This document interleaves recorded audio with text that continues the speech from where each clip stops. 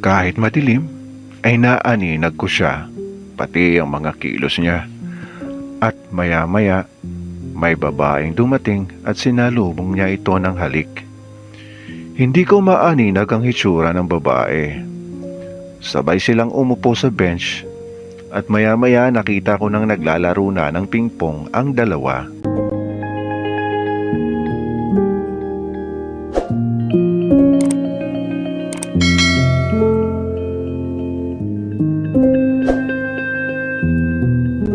Iwasang magmahal at magtiwala ng buong buo sa babaeng bago mo pa lamang nakilala.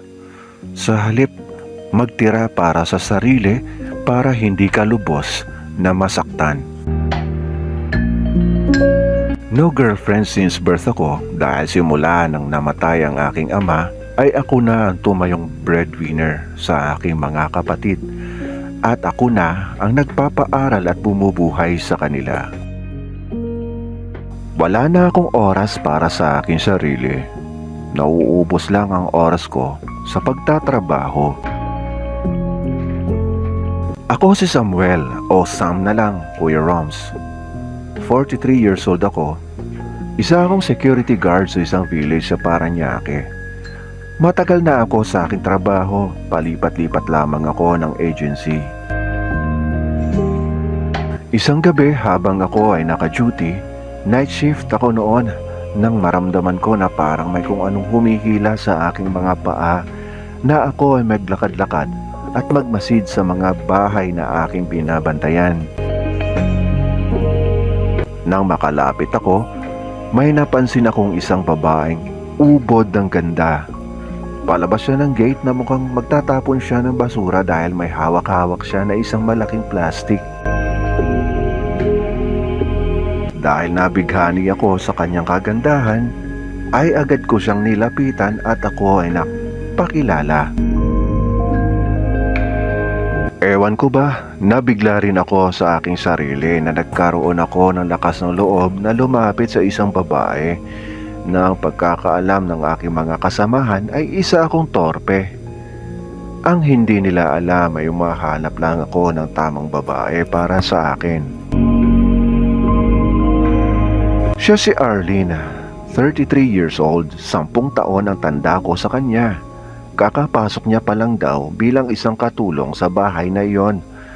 Tubong Iloilo si Arlene at wala pa siyang mga kamag-anak dito sa Maynila. Nakipagsapalaran siya dito sa Maynila para matulungan ang kanyang pamilya sa probinsya. Humanga ako sa kanyang ipinakitang ugali. Bukod sa maganda na, ay mabait pa, kaya nahulog ang loob ko sa kanya. Halos gabi-gabi kaming nag-uusap, nagkukwentuhan ng mga masasayang mga bagay, at kung minsan naman pag day off namin, dalawa, ay lumalabas kami upang mamasyal. Mabilis na nahulog ang loob ko kay Arlene, at nagpaalam ako na kung pwede ko ba siyang ligawan. Pumayag naman siya at hindi nagtagal sinagot niya ako. Sa madaling salita, naging syota ko siya. Masayang-masaya kami pareho ni Arlene. Kahit madalas, nagkakaroon kami ng hindi pagkakaunawaan dahil first time ko nga magkaroon ng GF. Pero naayos naman namin ito. Nirespeto ko si Arlene at ginalang ko ang mga gusto niya. Ibinigay ko ang lahat sa kanya. Pasensya, unawa, maging mga bagay na material. Ipinakita ko sa kanya kung gaano ko siya kamahal. Halos ayaw ko nang matapos ang araw kapag nagkikita kami. Ginawa ko siyang inspirasyon sa trabaho ko. Iningatan ko siya. Hindi ako gumagawa ng mga bagay na ikagalit niya. Ni hindi ko siya ginalaw kahit na may mga pagkakataon ako dahil ang gusto ko, kasal kami bago may mangyari sa amin dalawa. Lumipas ang buwan, kalahating taon, isang taon, ang masaya naming relasyon. Pero lumipas nga ang isang taon, may kakaiba akong naramdaman kay Arlene. Bawat pagkikita namin ay hindi na siya malambing sa akin at hindi na siya katulad dati na palaging nakangiti. Lagi na lamang siyang may problema. Kapag niyayaya ko siyang lumabas ay di na siya pumapayag. Ibigay ko na lamang daw sa kanya ang pera para ipadala sa mga magulang niya. Nagtataka ako na bawat kita namin ay humihingi siya lagi ng pera. Ang lagi niyang dahilan ay ibinibigay niya sa pamilya niya. Okay lang naman sa akin kung ganon ang ginagawa niya. Pero ang hindi ko alam ay may inililihim sa akin si Arlene. Niloloko lamang niya pala ako. May nakapagsabi sa akin na kasamahan niya sa trabaho na lagi siyang may kausap na lalaki at lagi silang lumalabas. Kaya pala ayaw na niya sumama sa akin para lumabas ay iba na pala ang kasama niya. Hindi kaagad ako naniwala. Gusto ko ako mismo ang makatuklas o di naman kaya aminin niya sa akin ang totoo. Isang gabi habang ako ay naka-duty, nag-ikot-ikot ako nang may napansin akong isang tao na nakaitim na jacket at papunta sa clubhouse. May mga puno na rin kasi at malago na ang mga halaman sa palibot nito. At dahil alas 12 na ng hating gabi, kaya naka-off na ang ilaw at wala na mga residente sa paligid. Sinundan ko ng palihim ang taong nakita ko. Nagsuot na rin ako ng itim na jacket para hindi niya ako mapansin. Sa tingin ko kasi baka akyat bahay ito. Nagtago ako at siya ay aking pinagmasdan kung ano ang kanyang gagawin. Kahit madilim ay naaninag ko siya, pati ang mga kilos niya. At maya-maya may babaeng dumating at sinalubong niya ito ng halik. Hindi ko maaninag ang itsura ng babae. Sabay silang umupo sa bench at maya-maya nakita ko nang naglalaro na ng pingpong ang dalawa. Mabilisan, mga 5 minutes, natapos sila. Nagmadali silang umalis sa madilim na clubhouse. Kanya-kanya silang lakad na para bang walang nangyari. Dahil mukha namang wala nang gagawin ng lalaki, nagpatuloy pa rin ako sa pagmasid sa kanya. Kung ano pa ang gagawin niya. Pero sa kalayuan ay pumasok na siya sa isang bahay. Okay naman dahil residente din pala siya at hindi ko na rin nakita pa ang babae. Mukhang residente rin naman dito sa village. Baka lihim na relasyon ng dalawa, kaya pa simpleng nagkikita at naglalaro sa clubhouse. Napangiti na lamang ako.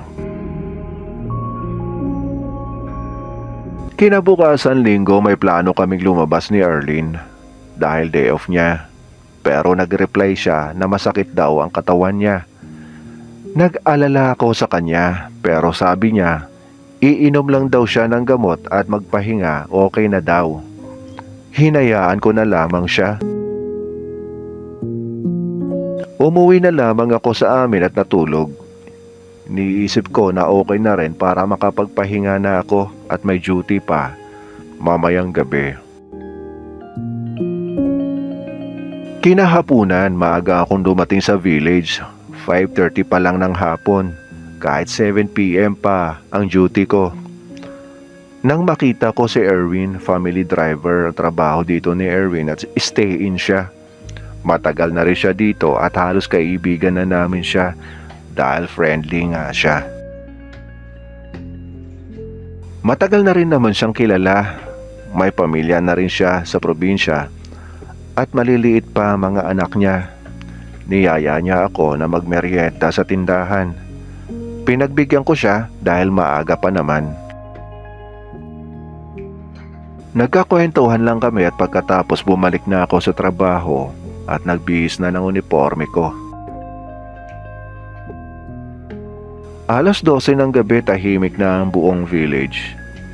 Ayokong dalawin ng antok kaya naglakad-lakad ako nang maalala ko ang nakita ko kagabi sa clubhouse.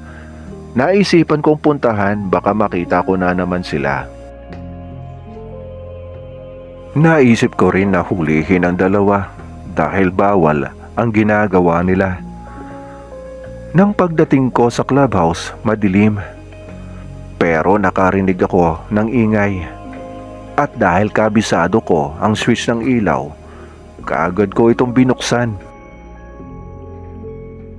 Lumiwanag bigla sa palibot.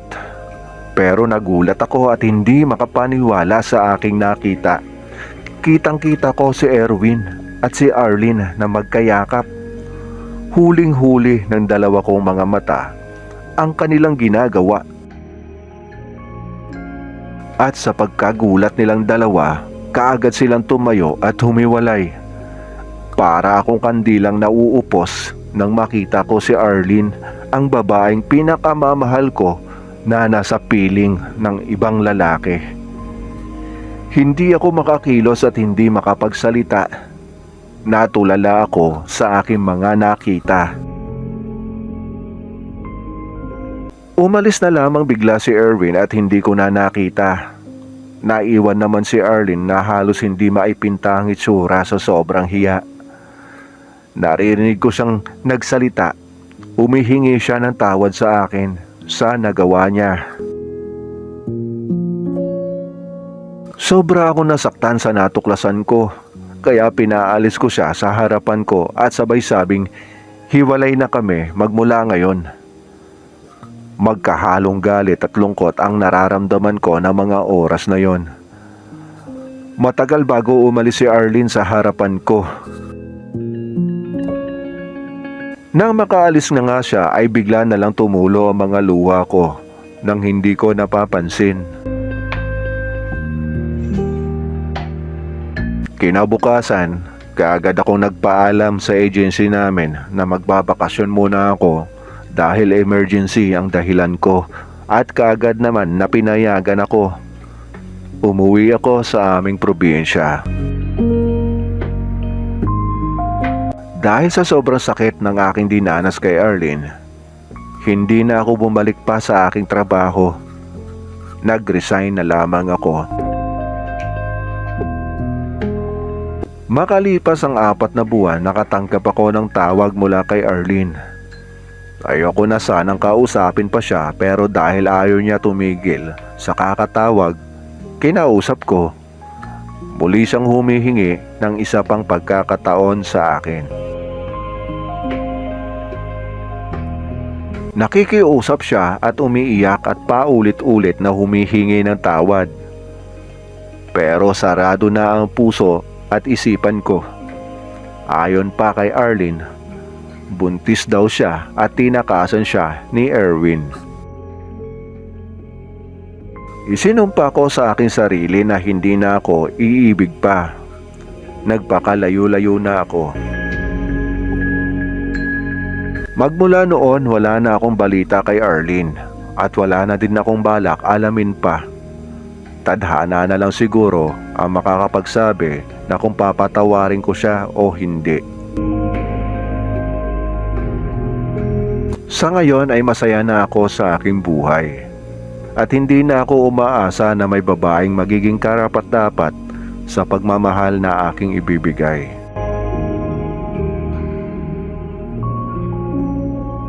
Ito ang istorya ko, Kuya Roms. Samuel.